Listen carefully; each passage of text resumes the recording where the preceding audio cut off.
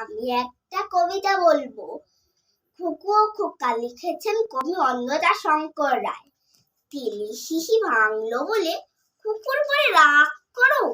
তোমরা যে সব বুড়ো খোকা ভারত ভেঙে ভাগ করো।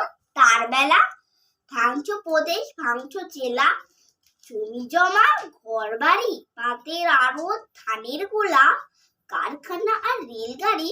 তার বেলা চায়ের বাগান, কয়লা খনি, কলেজ, থানা, আপিস ঘর, চেয়ার টেবিল, দেয়াল ঘড়ি, পিয়ন পুলিশ প্রফেসর। তার বেলা যুদ্ধ জাহাজ, জঙ্গি মোটর, কামান বিমান, অশ্বউট, ভাগাভাগির ভাঙা ভাঙির, চলছে যেন হুড়ির লুট। তার বেলা তেলে শিশি ভাঙলো বলে কুকুর পরে রাগ করো। তোমরা যে সব ধেরে খোকা বাংলা ভেঙে ভাগ করো। তার বেলা।